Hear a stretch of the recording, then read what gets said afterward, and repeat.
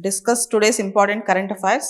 Prime Minister Modi is on three-nation tour: Jordan, Ethiopia, and Oman. He received highest civilian honor from Ethiopia, Great Honor Mark of Ethiopia.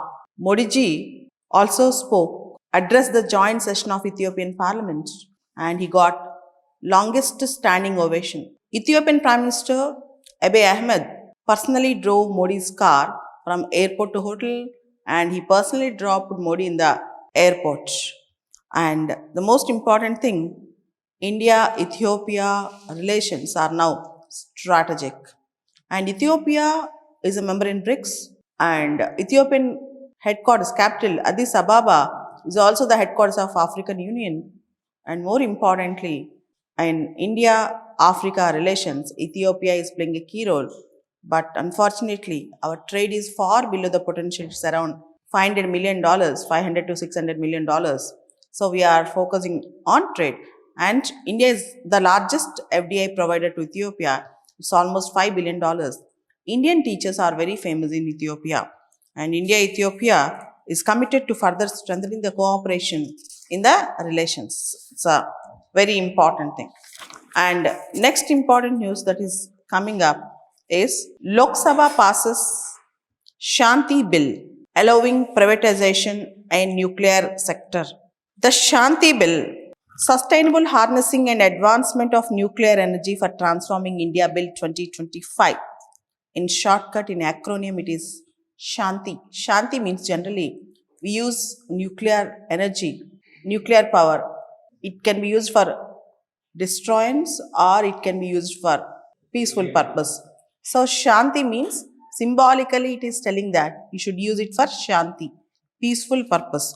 The Lok Sabha passed the Sustainable Harnessing and Advancement of Nuclear Energy for Transforming India Shanti Bill 2025, despite demands by several opposition parliamentarians to refer the bill to the parliamentary panel.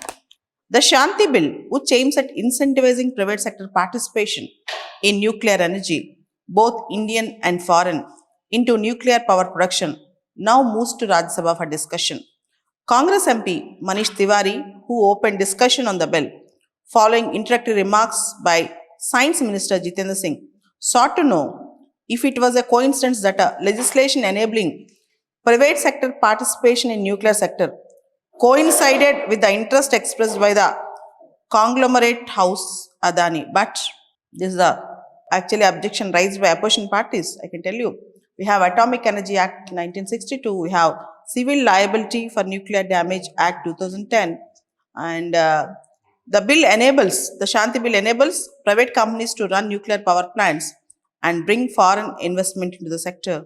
And it places operator responsibility up to 3,000 crores. And beyond that, if some damage happens, government will contribute. Government to stay in control with the nuclear waste management. In fact, the core nuclear operations will be carried by government. Private sector participation will be in the non-core, non-sensitive areas in the nuclear energy. All the sensitive areas are not allowed to be operated by the private sector, only the non-sensitive, non-core areas. It's a very big thing that's coming up.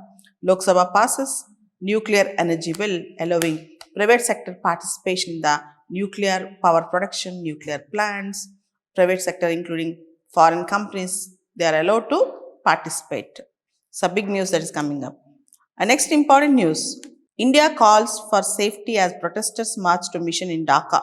Hours after a radical group in Dhaka announced a march to the Indian High Commission on Wednesday afternoon, that is on December 17th, to protest India's alleged interference in Bangladeshi politics, the Minister of External Affairs in New Delhi summoned the High Commissioner of Bangladesh and reminded him about his government's responsibility to ensure the security and safety of India's mission and visa facilities in Bangladesh.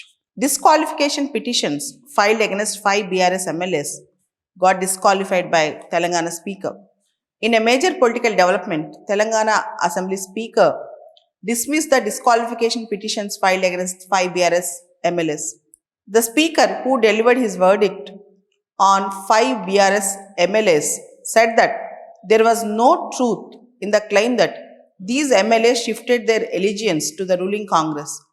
In the much awaited verdict on the disqualification petitions moved by BRS leadership. The speaker said that petitioners did not submit necessary proofs to substantiate their charges that MLAs switched the sides. MLAs switched the sides. Next important news that is coming up. Rajya Sabha passes bill for 100% FDI in insurance sector. A day after Lok Sabha passed the Sabka Bima Sabki Raksha amendment insurance bill, the Rajya Sabha passed the legislation which allows 100% foreign direct investment in the insurance sector. The bill allows 100% FDI in the insurance sector. Mergers of non-insurance and insurance companies were allowed now. It allows for the cap on commission of insurance agents and intermediaries. It mandates data collection in compliance with the Digital Personal Data Protection Act. This is a big thing. 100% FDI is allowed in the insurance sector. This is the big news. America labels Venezuela government a terrorist regime. Orders blockade of oil tankers.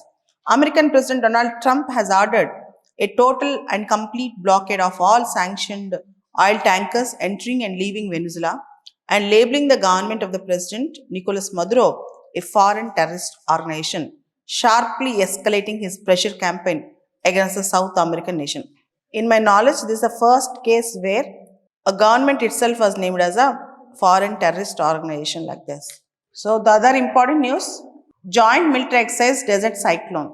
A contingent of the Indian Army has left to the UAE to conduct joint military exercise Desert Cyclone. The joint military exercise of the armies of the two countries is going to start from December 18th. Desert Cyclone 2, a joint military exercise between India and UAE. According to the Ministry of Defence, the important military exercise will be held in Abu Dhabi. During this exercise, lasting about 2 weeks, the soldiers of India and UAE will conduct maneuvers in the built-up areas. Heli-borne operations will be carried out. During these operations, helicopters will practically enter relief and rescue into terrorist areas.